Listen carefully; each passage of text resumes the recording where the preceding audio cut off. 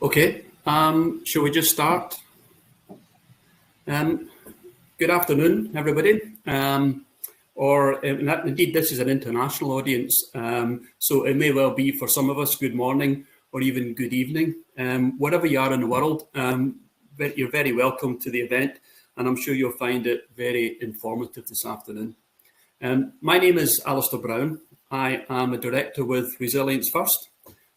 We are hosting this event this afternoon in partnership with Control Risks. Control Risks are a global risk consultancy who are very much a valued member of Resilience First.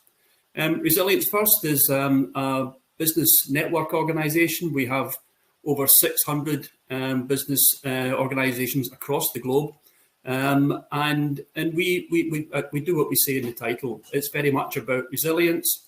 It's about sharing information, best practice, and indeed hosting events like this afternoon on particular resilience challenges. And this afternoon's an excellent opportunity to focus in on something which is very much in the news at the present time in relation to energy markets.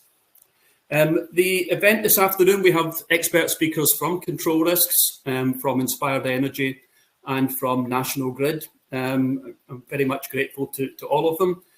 We will be recording the session, and we'll also do a written summary of the session, and we'll share that with delegates after the event. You will be able to ask questions. Please put your questions in chat, and we'll pick these up further on in the agenda.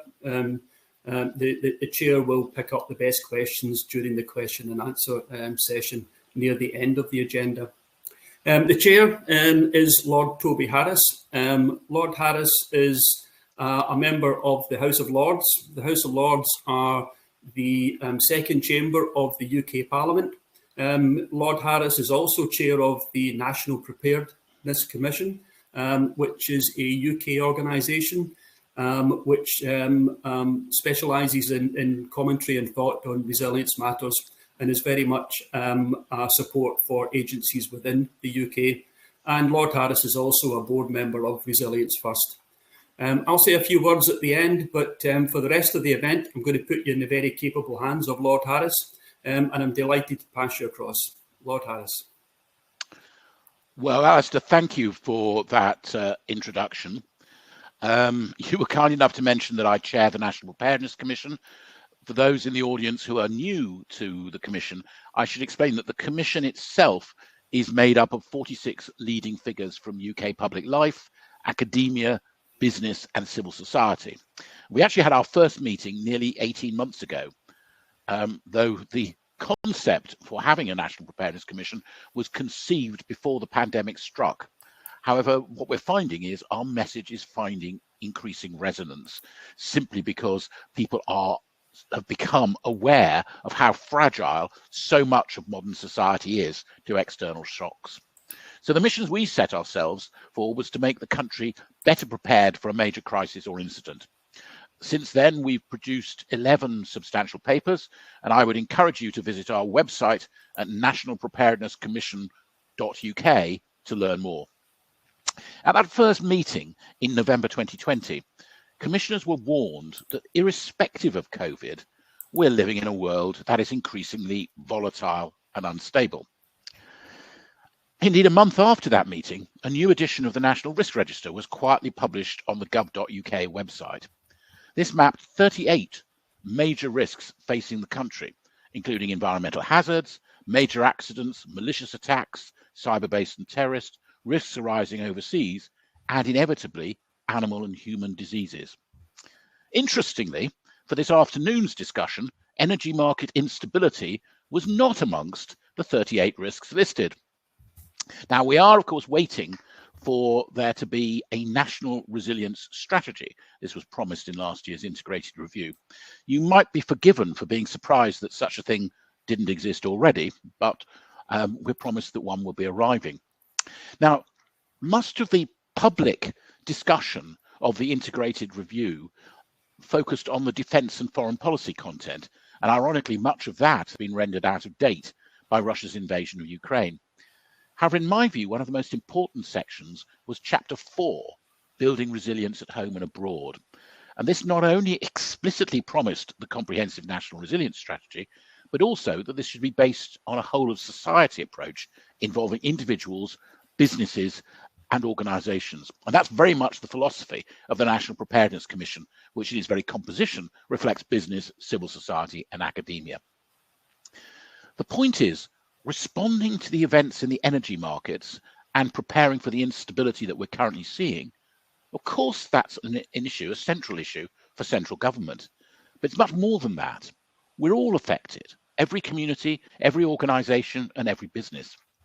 Indeed, as the Commission has been saying since it was established, making every level of government, every organisation, and every community more resilient can create a sort of herd immunity for a society better able to address future global crises, whether it's a new pandemic, a massive cyber attack, climate change, or the current upheavals in energy. And that's also true, of course, for each household and every individual. We all have our part to play. Genuinely, as somebody once said, we're all in together. And as we know, both Russia and Ukraine are major suppliers of energy, as well as, for that matter, of many other commodities, notably grain and fertilizers. Supply disruption and the sudden imposition in response to the crisis of unprecedented economic sanctions, trade restrictions, and policy interventions have caused prices of commodities to skyrocket. Before the conflict, demand for global resources already exceeded supply and was driving up prices as economies rebounded after the COVID pandemic. It was inevitable that it would become much worse as a consequence of the war in Ukraine. So how should businesses respond to both the uncertainties, but also to what may be a long-term adjustment in their costs?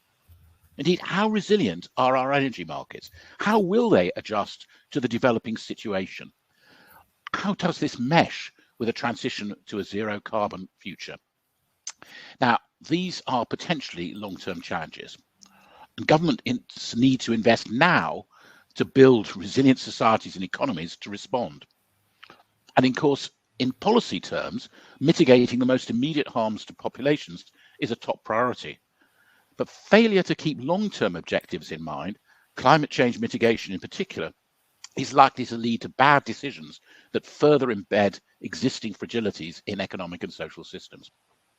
So the purpose of this webinar, organised by Resilience First in partnership with Control Risks, is to get us all better informed about the situation we find ourselves in and how we can all become more resilient to cope with these issues in the future. As you probably have gathered, the format is that we will first hear from Oksana Antonenko from Control Risks, who's going to take us through the geopolitics of the Russian-Ukrainian conflict and how the economic impacts are likely to play out. She'll be followed by David Wright, Group Chief Engineer of National Grid, and actually I should say a member of the National Preparedness Commission, who's going to talk to us about energy security and resilience. And the third speaker will be Nick Campbell from Inspired Energy, who will be taking us through the options for business. After that, I'll lead a discussion between the three panelists, fueled by the questions and comments that you place in the chat box. So now over to Oksana. Thank you.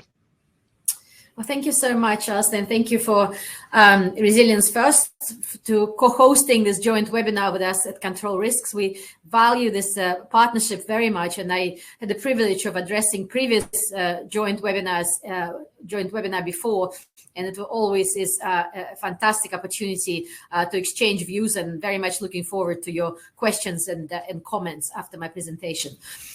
What I will do in the next 7 minutes or so is to give you sort of a brief analysis of where we think the Russia-Ukraine crisis is at the moment and what are the likely scenarios of how it is going to evolve.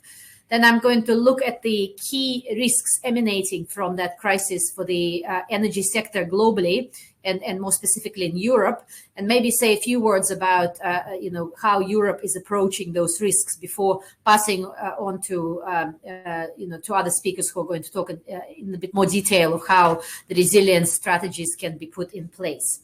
So let me start with looking at the conflict, and maybe some of you have attended the previous webinar where I talked in a lot more detail about the conflict and how we assess the evolution. So let me give you a brief summary at this stage. As you know, we've been now in this conflict for over 2 months.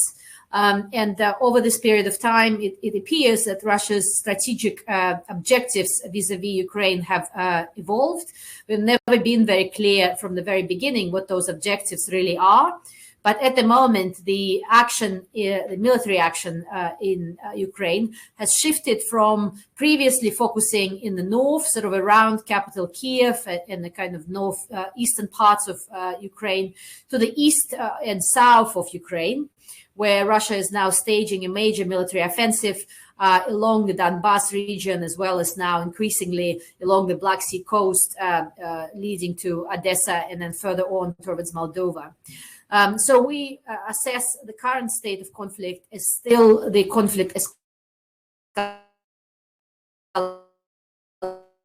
escalation phase.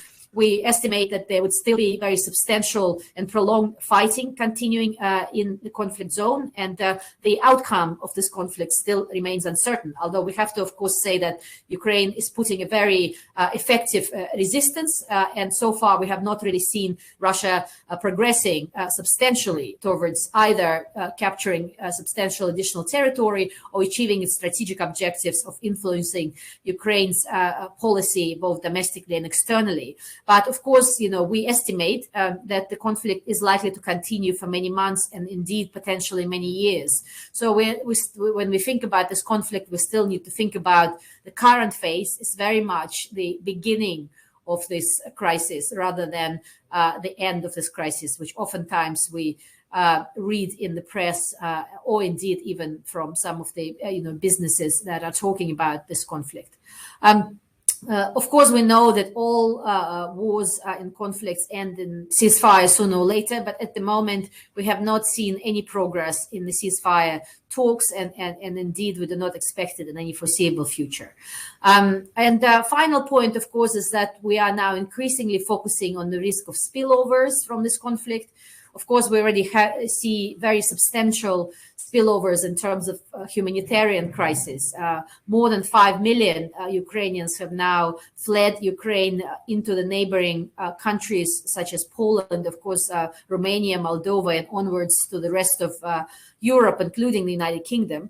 But clearly, as I said, given that this crisis is still very much in the escalation phase, it is likely that this number is going to be substantially greater, and the current estimates now are putting the numbers potentially double what we have at the moment, up to 10 or potentially even 12 million if the conflict continues all the way till the end of this year. In addition to humanitarian crisis, we're of course also looking at other potential spillovers, the economic ones, of course, in the energy sector in particular, but also, other security spillovers. We are now focusing very much on the whole issue of Finland and Sweden announcing the intention to join NATO, and what Russian reaction is going to follow. We, of course, are watching very carefully the increasing destabilization of Moldova, where we think some military action could potentially spread in the coming weeks. And of course, the activity in the Black Sea has also been stepped up, and that is influencing the security environment in the region as a whole, including, of course, shipping and transportation. And of course, a lot of, for example, Russian oil is being transported via the Black Sea. So what are the key scenarios that we are thinking about when we look at this conflict? And something which I think is very relevant, of course, for many businesses as they think about what they need to do to respond to this crisis. And when I talk about scenarios, I really like to break them along the time horizon rather than, the different outcomes, because at the moment, I think we are still very much uncertain of how this outcomes is going to evolve, except to say that we are still very much in the conflict escalation phase. So if we are looking at the 2 weeks time horizon, it is very likely that the fighting is going to continue and in fact spread both in intensity and geography within Ukraine.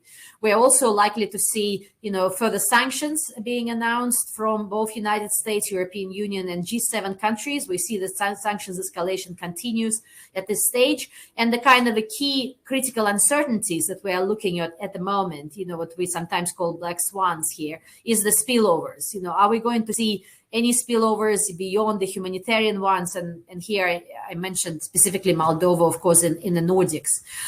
In terms of businesses and business response, at the moment, most of our clients are still in the face of what we can call crisis response.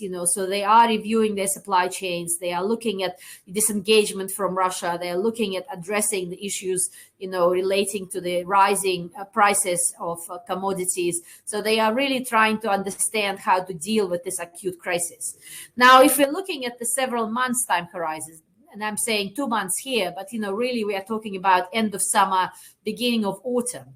This is when I think this conflict is going to evolve more in the kind of stalemate war of attrition, if you will, phase, where we will be potentially seeing some contours of the ceasefire agreement emerging. And here the key drivers of this scenario is really how resilient Ukraine will be at that stage to continue to resist, Russia's military actions, how it will be able to bring in and transport the weapons that are being provided by the international community, by NATO and other partners, as well as, of course, manage the economic, social, and human cost of this war.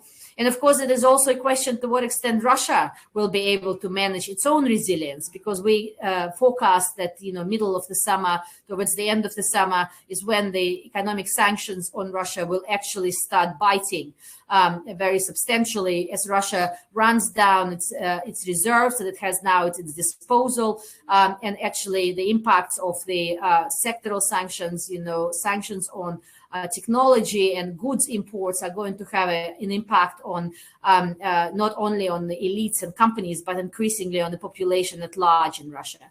So here the key critical uncertainty and black swans we are looking at is whether this escalation at that stage could involve the WMD, the weapons of mass destruction, be it nuclear weapons, tactical nuclear weapons, or chemical weapons. As you know, the Western intelligence services are increasingly concerned about that as a real threat and risk, facing Europe and Ukraine in particular, of course. And here, for many businesses, the key issue is resilience. It is really putting in place not just a crisis response, but a more sustainable, fundamentals for their business, to really identifying how do you deal with the longer term challenges to your supply chain, how do you adjust your business planning to slow down an economic recovery, how do you deal with inflation and a kind of new quality of the energy. And this is really where we now are at, really trying to plan for 2 to 3 year time perspective. This is where there's a lot of uncertainty, but clearly it is something which is very important for businesses, because we know that in 2 to 3 years time, this crisis is not going to be over. And potentially this war is also going to still continue at this time. So the key driver here is really what is happening inside Russia itself, whether we're going to see any changes within the regime, any kind of erosion of cohesion within the political elites.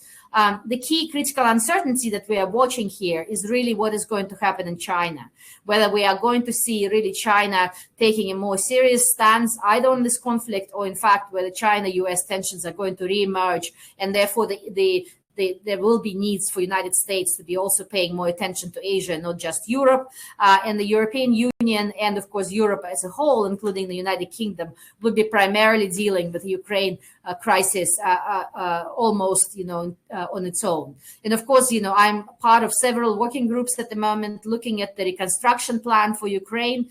And already today, the estimates of the kind of funding which will be required to reconstruct the destroyed infrastructure in Ukraine is estimated at about $500 to $700 billion.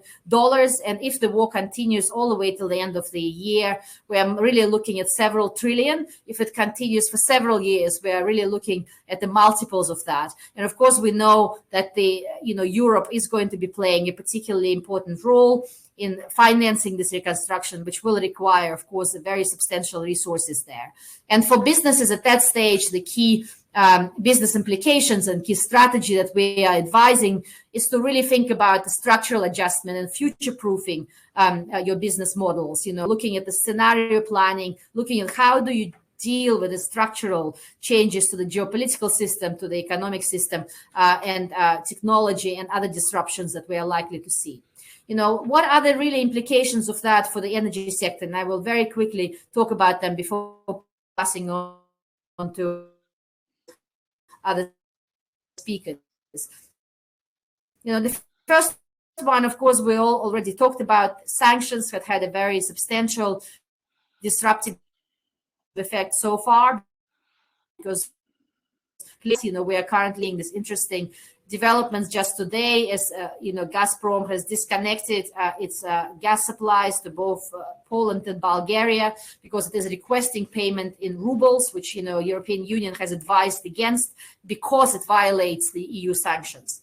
The supply chains, of course, has been already disrupted, both in terms of the maritime shipping, with United States sanctioning a number of tankers that are transporting Russian oil, a number of infrastructure around the transportation and shipping of oil, such as, insurance, and other logistics, have been disrupted and will continue to be disrupted.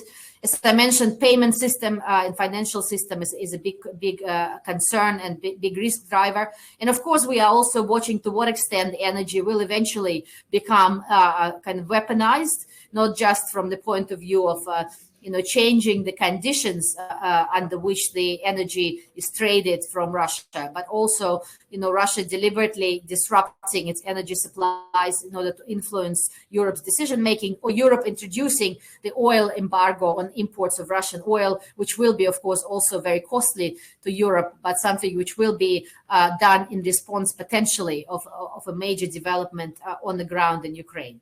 But beyond those immediate risks that we are seeing to the energy sector, there will be, of course, other layers of risks that are emerging from it. The first one, of course, is linked to the cost of living crisis, and the energy prices are the main driver of the rising commodity prices, but of course also inflation and the cost of living crisis. And we are seeing that all around the world now, but of course in Europe as well. And the concern about social unrest as a risk for businesses is really rising at the moment. To what extent the current energy crisis is going to impact the energy transition and the climate goals? We know that in the short term, ending dependence on Russian oil and gas for Europe means potentially introducing more coal, potentially sort of slowing down or even reversing some of Europe's ambitious, energy transition targets. But in the longer run, we clearly think that it's going to accelerate the energy transition. And finally, of course, we're also watching about demand volatility. To what extent the recent downgrades by the IMF and the World Bank of the economic growth on the back of the crisis, as well as the rising inflation and commodity prices, is going to impact demand for energy, and how this volatility is going to impact the needed investment in the energy sector, which has already been slowed down as a result of the COVID crisis. So I'm going to skip through my slides and really pass on to other speakers to take over, and happy to answer your questions in Q&A. Thank you. Thanks very much indeed, Oksana. That's been really fascinating. And I suspect the message we're all left with is this is not going to be over anytime soon. And this could be a very long, drawn out process.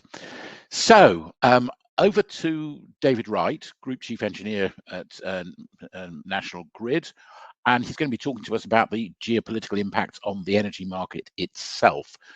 So, David, over to you. I hope you're connected.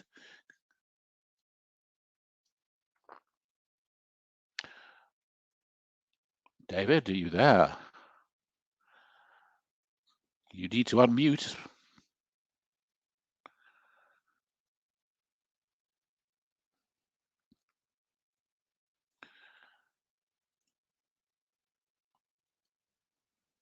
I wonder whether we should perhaps skip to Nick Campbell while we try and sort out some of the issues about David's connection, which has been a source of some concern to those of us on the panel right from the beginning. So let's move to Alistair, if you would like me to, if it's not possible to reconnect here, I can say a few words about the geopolitical impact on energy supply in Europe. Or should we wait until let's give it a little bit longer. Okay. Let's move to Nick Campbell, who's director for energy intensive clients of Inspired Energy. So Nick, over to you.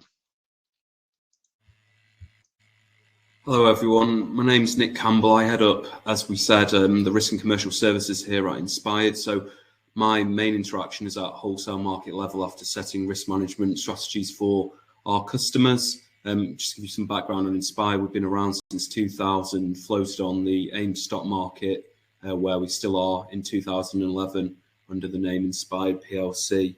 So just to build on, I suppose, the premise of what we're here to talk about today, looking at I suppose where the rubber hits the road in terms of the pricing elements after Oksana and obviously what David was going to be talking about, the geopolitical side. Just to set the scene, the two graphs here are essentially the annualized 12-month prices across from 2007 up to present day. And as you can see from the actual graphs themselves, so the top is for gas and the bottom is for power. It's been relatively benign until the recent explosion in volatility. So whilst we're here talking about the Ukrainian-Russian war at the moment, the impact was building at probably the middle of 2021 and onwards. And you can see from those triple tops on both graphs, each time that the highs got higher. And that was a result of, the lack of storage, for use of a better word, going into this winter. And then clearly after we saw the actual tanks roll across the border, that then caused even more pressure into the forward market price. But also you can see that we've actually pulled back somewhat recently, although these graphs were created at the start of the week, and then, as Oksana I think mentioned, in terms of Bulgaria and Poland, and essentially the gas price has been pulled there. We did see that volatility come back into the market yesterday. And that's just, again, I suppose, one of the key elements to think about when we're talking about resilience here is being able to have that forward view, to be able to get the information and filter it quickly to take a I suppose, a longer term view on what that impact is. And I think also as well in terms of businesses, hopefully what this demonstrates is whilst things may be relatively benign over a couple of years, do not stop thinking about the future. And certainly we've seen companies that were able and willing to contract further into the future beyond a 12-month period have obviously benefited and been able to absorb or mitigate some of these price shocks we've seen. So I guess the key takeaways clearly from this graph, volatility has increased. If we then look at this following graph, this is the relative daily changes, the maximum daily changes for the front month for gas and power, UK gas and power that is, from June 2021 to April as we speak. And what you can see is actually how much volatility we're talking about that's now in the marketplace. So just to highlight, in March, and clearly gas is more volatile in terms of the swings, so that's price per unit. You've seen that essentially almost go up by 33% versus prices. And a result of that is essentially it's becoming a lot harder to actually place trades, to actually place contracts, because now if you're a retail supplier and you're seeing prices swing that much, how do you then send out, I suppose, traditionally a fixed price contract, fixed term contract, get someone to sign it and then lock it in? It's becoming increasingly difficult because of that volatility. Therefore, again, one of the things that we're recommending more and more to our clients is flexible purchase agreements, where essentially you're signing into a framework, but not necessarily the actual gas and power costs at that point of contract signature. It's just setting up a framework where you can quickly react to prices and through Inspired's risk management team, access wholesale prices as and when you see value there. And then building through in terms of, I suppose, a longer term view of where we are and the potential impacts of the ongoing Ukrainian-Russian war. If you look at the top chart, bar chart, that is essentially UK gas supply. So whilst I'm sure you've read it in the media, etc., directly gas flows into the UK, it's roughly about 5%, and that's through LNG, liquefied natural gas. Clearly to Europe, they're a lot more reliant on Russian gas. So talk about a third there of their gas supply comes from Russia. And because we're interconnected to Europe, we don't escape that, I suppose, that impact. It's more indirect, as we don't have that much supply directly from Russia, but it certainly is there.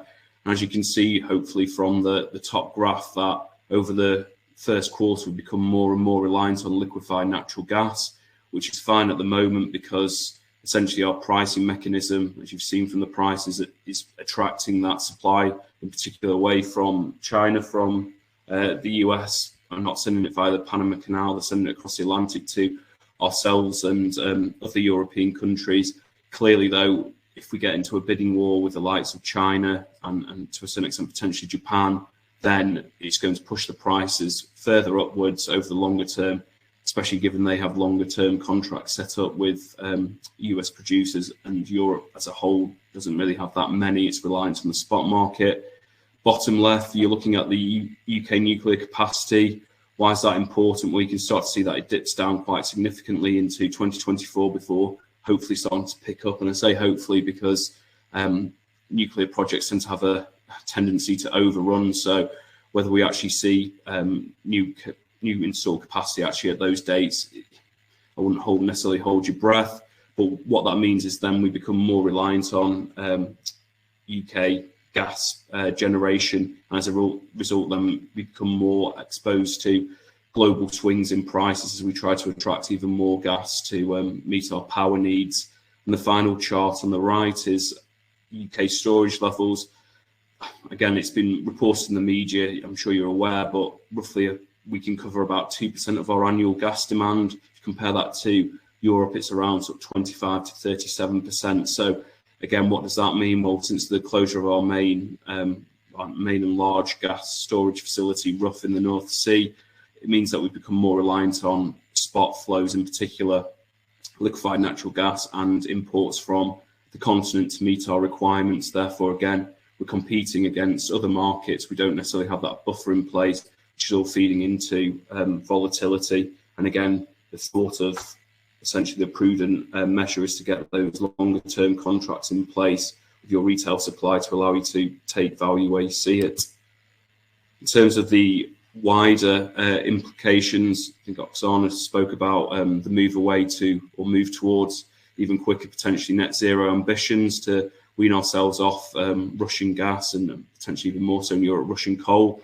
One of the potential problems with that is if we look at the top column, the area column, so the primary fuel power stack is, if you look back towards 2021, when the wind doesn't blow, which is the dark blue part of the area graph, that means that gas has to pick up the slack because it's very quick to essentially start burning and turn the turbines. So as a result, that's partly why we started to see that bull run up in prices in 2021, because we became more reliant on gas generation during the summer and we weren't able to inject mainly in Europe into our storage facilities, which then compounded the fears around a cold winter and potentially a lack of supply there. So if we think back to, right, well, we're actually increasing the amount of gas-fired generation due to the fall off in nuclear. And then if you look at the bottom left-hand line graph, which is installed capacity, UK wind capacity, you can see that exponential growth in terms of installed capacity.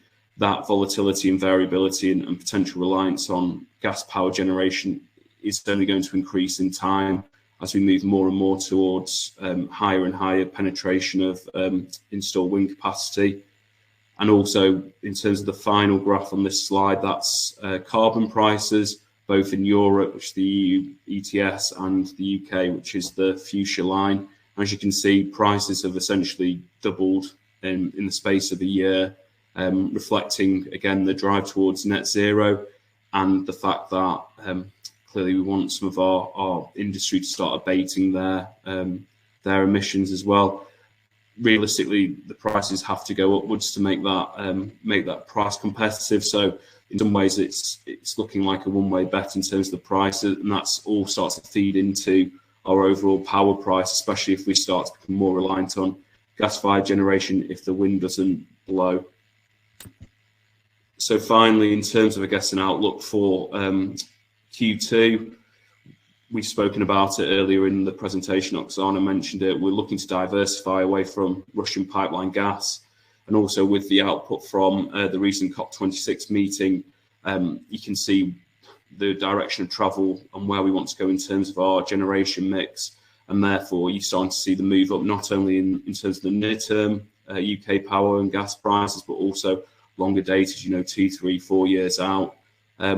Also the recent, relatively recent ban on Russian coal into Europe although they pushed it back to August 2022, whilst it's could force prices down for emissions. Ultimately, it's relatively bullish for gas and power markets because we're going to have to source potentially that coal from elsewhere. It's going to have to travel a longer distance than from Russia, which pushes up the price as well as competing with other markets. But also on the gas side as well, we're likely to burn more gas, which again is going to push up overall demand. And given that we're trying to move away from gas, then from Russia, it's likely to cause prices to go up there. So I guess ultimately what we're saying is our main takeaway here is get a contract in place for as long as possible and utilise a third-party intermediary like Inspired to be able to filter the information, provide market-leading advice to help you mitigate and hopefully potentially capture some of the benefits from the volatility in the UK power and gas markets. Thank you. Thank you very much indeed for that, Nick. That's very helpful. We're running slightly behind, but we hope that this being a resilient webinar, that we will be able to speak to David Wright, though this may be belt and braces process. So I call on David to say something and we'll see whether we can hear him. David. No, that's the slides. Yep. David, yeah. Go ahead. No. David, yes, do you want to go ahead? Okay, perfect. Thank you. Well, thanks very much for Nick for just taking us through the market implications. If we flick on to the next slide, what I want to do over the next few minutes is just talk through some of the broader implications of the European and UK government responses. So I thought it'd be useful just to picking up where Oksana finished off earlier. Is just a look on these pie charts to show where the EU and the UK get their energy from. And Russia's in red here on these charts. And the key areas I particularly wanted to focus on is natural gas and oil, because those are where the key volumes are. And you can see the huge dependency that the EU has compared with the UK. The UK, as we just heard from Nick, has a number of diverse, different supply lines, but we are exposed to European and wholesale gas and oil markets. And you can see that through the dependence of 58% of the UK's gas comes from overseas. The key challenge here, though, is a large amount of the gas that goes to Europe, that 45%, is pipeline gas. So if we go on to the next slide, what we then see is the EU has announced a stated policy that it wants to reduce its gas dependence from Russia by 2/3 within 1 year, and fully, so to go to zero from Russia by 2027 in 5 years. So I thought it would be useful to explain the huge gas flows and how can it reduce its gas by 2/3 in 1 year. So firstly, the UK is able to export. We have a surplus amount of gas here in the UK over the summer months. And so we're able to circle gas through the UK network and through the interconnectors back to Europe to go into European storage. About 12 billion cubic meters we think we can do before October. There's an opportunity, a large amount of gas comes from Norway to Europe, and those supply lines are pretty much at full capacity, but there's a slight turn up of about 6 billion cubic meters. There are some other pipelines to Europe that can be used, particularly from North Africa, you can get another 7. And there's a large amount of LNG importation facilities right across Europe. And if those were used at full capacity throughout the summer months, filling up storage, about 50 billion cubic meters could come through there. And we've already seen that President Biden has committed 15 billion cubic metres of that 50 for this year. And then you see the last 20-odd billion cubic metres, and that could be met by switching electricity generation across Europe off gas, and instead producing that electricity by either keeping nuclear power stations open for longer or coal plants. So a 2/3 reduction within year is feasible. So now let's move on to the next slide and just think a little bit more about, well, what was behind the British energy security strategy that Nick referred to that was announced a couple of weeks ago now. And when it came out, it got quite a bit of criticism in the press and from other industry participants, I think, because this plan will not resolve the high energy prices we're seeing in the market. But what it will resolve is some of the longer term issues about the UK's energy dependency on wholesale and international gas and oil markets. So effectively what the strategy is to do is to go from 40 gigawatts of offshore wind up to 50 inside the next 8 years on wind. The Prime Minister also announced this shift to nuclear and effectively getting 25% of the UK's energy by 2050 from nuclear. And a significant increase in solar, five-fold increase by 2035 on the current 14 gigawatts of capacity.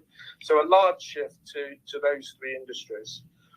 In addition, hydrogen as a clean energy source for a number of other industrial sectors to double the current proposal of 5 gigawatts up to 10 gigawatts by 2030.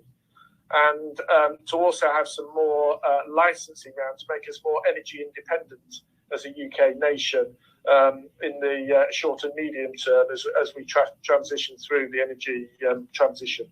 But some huge numbers involved in here. And let me just flick on one more slide.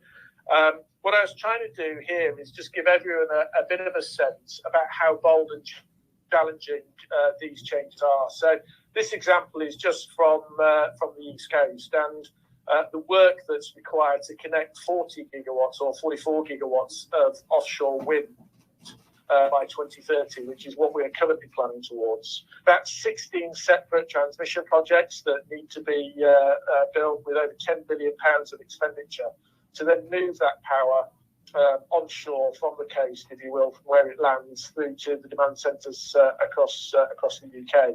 And the electricity system operator is currently putting together a holistic network design for how to do that. And that will be released in the summer, where the number of projects may get increased from 16 to 22.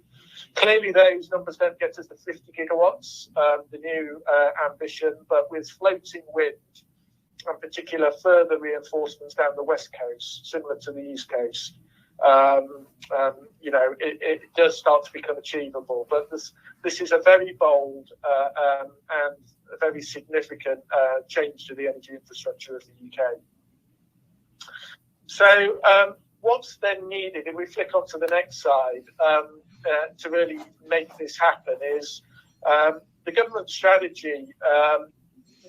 You need a delivery strategy that's going to deliver this level of engineering to power this transition, and that's going to need within the UK from both regulatory and market reform, and quite a different approach. And this slide gives you some of the things that we started to see happen from the government as it starts to change the gearing, if you will, of the UK to deliver these kinds of scale of challenges. We saw in the energy security strategy a move and a commitment to anticipatory development and building ahead of need and expediting the off-gem approval process for individual projects, and also exempting certain infrastructure projects from onshore network competition. And that's required to really create that scale up and for companies to know with certainty that they're going to be delivering and to be recruiting and building the skills and capabilities to deliver these projects in quite short order.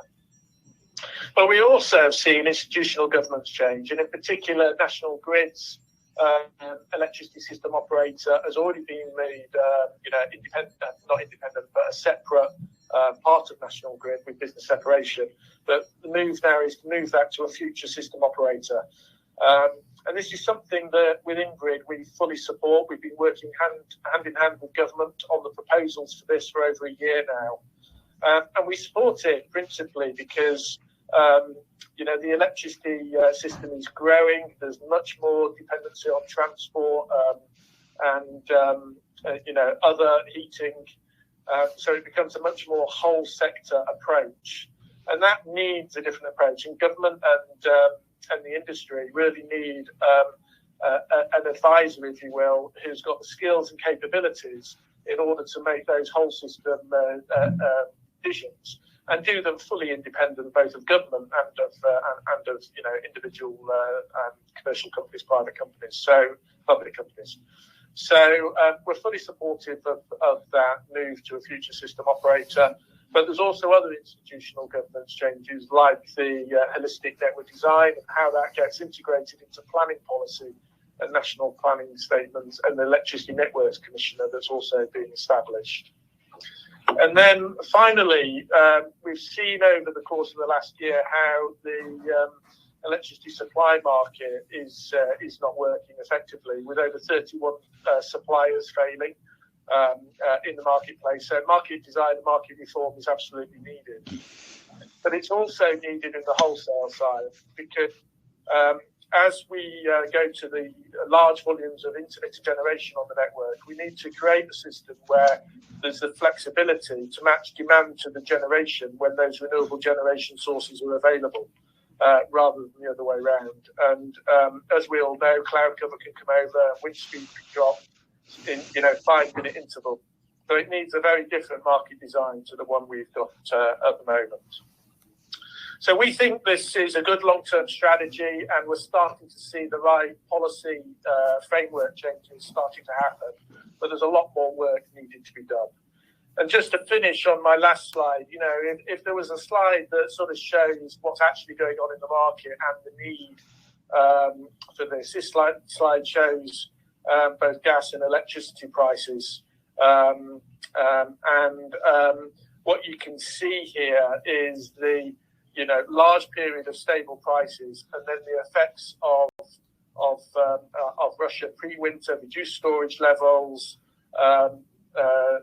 Russia reducing the amount of gas coming through to Europe, and then the war starting. And you can see what's happened to the price of energy here in the UK, and that shows our exposure to worldwide and European energy prices as the fundamental issue here, and not security of supply. There's lots of diverse sources to bring the energy into the UK, but there needs to be a positive price signal for that to happen.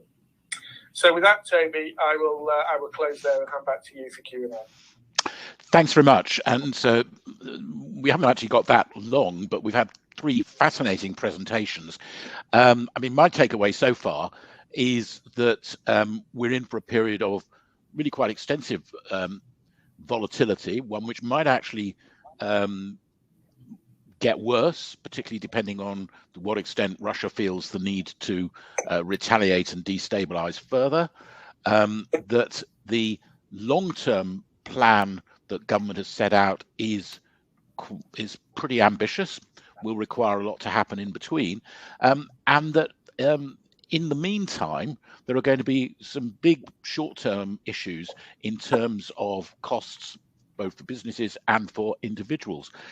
Could I just ask the panel to reflect for a moment on if we're going into what some people have talked about as Cold War II, and we're going to have more volatility and it's going to take some while for things to stabilize, how close are we to businesses and households facing power cuts or brownouts, or is the response mechanism going to be entirely through price? I don't know if anybody would like to go for that. Perhaps Oksana would like to have a word on that, and then maybe David and Yeah, well, I guess, from my perspective, I mean, I think we are, first of all, to kind of qualify what this crisis is going to be about. I mean, I think we are, of course, very concerned about the spillovers and impact from this crisis. But I think we have to be clear that Europe and United Kingdom, and I think the last presentation by David was very clear, has options to diversify dependency on Russia. Yes, it's going to be a difficult journey, and it's not going to be cheap, and it's going to be potentially, quite problematic from the point of view of price. But I think we can manage this crisis certainly within the space of several years, if not several months. So as a result of that, the key risk of disruption that we will be facing is really, by the end in the coming months, before we put in place what was just been described as an alternative options for us to reduce dependency, and going into the next year, I think that it will be much less of a risk and disruption phase for us in this case. But I will also let others to answer more specific issues about the UK impacts on the households, etc. Yeah. I mean, David. I mean, I completely agree with everything you just said. But to be really clear, Toby, in answering your question, this isn't a security of supply issue. This is a price issue, and the UK is exposed to wholesale and European energy prices that are outside our control. And but there's plenty of sources of energy. We've got the largest energy importation facilities here in the UK. So we can definitely move the energy in, but you just need to have a positive price. And so I do think it's much more of a price and a market issue, and a long-term, how the UK moves itself, and makes itself more energy independent to remove those price shocks from the UK market rather than security supply issue. I think we've also seen a reaction last year as well in terms of CF fertilizers, where prices rose, that they were essentially turning off, mothballing their two plants here in the UK. So I think heavy industry will react potentially before we get to the point of brownouts, unless something dramatically happens overnight where suddenly you do see a massive reduction in a gas supply. But I think at the moment, in terms of the approach that we and our European partners are taking, is a gradual move away from reliance there, and therefore you would expect that we should be able to meet our needs, but it's at what price, essentially. I mean, could I just, I think, Nick, you were telling us earlier that your advice to some of your clients is, get yourself tied into a nice long-term contract at as advantageous a price as you can. But presumably that creates a risk about the viability of some of the suppliers and some of the providers. So it's something I didn't really touch on was, whilst that's our advice, actually being able to find a supplier that's willing and able to contract for 2-3 years into the future is somewhat difficult at the moment, because their overall requirements in terms of dealing in the wholesale market now, in terms of initial margin and variation margin, given the swings that are demonstrated on some of those graphs, it's just becoming unprofitable for suppliers to be in the market. And that's why I think David mentioned about how many suppliers we've seen go out of business, mainly on the domestic rather than business side at the moment. But sure, I think that's one caveat to the advice. And I'd just add as well, we're not advocating necessarily purchasing 100% of a customer's requirement for the next 2-3 years, but having that framework in place then allow them to engage with the wholesale market essentially at a touch of a button, as opposed to having to run a full tender, is what we're recommending to try and avoid that timing risk that we're seeing in the market. And I mean, again, for the panel more generally, are there measures which businesses, organisations, for that matter, households, should be taken to manage their own resilience, particularly during this transition period? How much is there that organisations and so on can do apart from, as has been suggested, turning down the thermostats. And that does work, presumably, in your energy-intensive clients. Yes, yeah.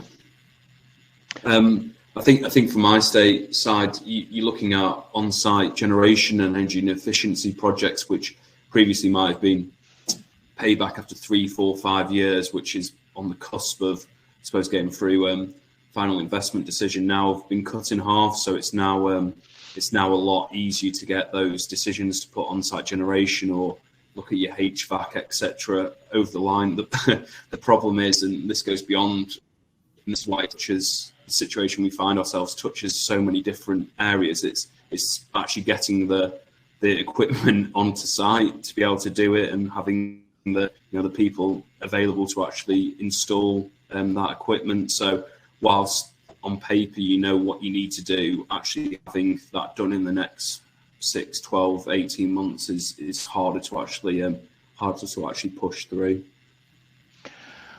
I'd be particularly interested in David's comments about this, but the medium-term program that the government has, or medium to long-term program that the government has set out, is extraordinarily ambitious. And I think of all those individual capital programs and how much will be required to get them to deliver approaching on time and approaching on cost. How realistic does David perhaps feel that all of that is? Great question, Toby. I think if we try and do it the way we do and deliver projects in infrastructure at the moment within the UK and within the existing regulatory planning regime and regulatory regime, I think they won't get delivered on time. That's why we're very much focusing on the need for reform. And in the British Energy Security Strategy that the government announced, they also announced, for example, an intention to reduce planning for offshore wind farms down from 4 years to 1 year. And that's why I also, in my comments and my remarks, was talking about the need for changing how we deliver. Everything going out to competition is great for driving long-term cost savings, but it doesn't really enable individual companies and supply chains and everyone else to build up the skills and the capability and the capacity to deliver infrastructure of this. So it needs a different approach, but with a different approach, it's incredibly ambitious, but it is, I think, it is deliverable. But it won't be deliverable if we carry on doing things the way we've always done things. And that's why I think it makes the energy transition and delivering, a decarbonised Britain such an exciting place to be. And I think sometimes within the UK and Europe, we kind of sometimes forget about the huge progress we have already made. Just last Saturday, 80%, 78% of the UK's energy came from low carbon, nuclear or renewable sources. We are leading the G20 in the energy transition at the moment. We've got a long way to go, but it will need a different approach. Can I also just highlight here, that we're also facing, now new risks for the energy transition as well coming out of this crisis. I mean, of course, it's not only the increase in commodity prices, it's also the disruption in supply of rare metals.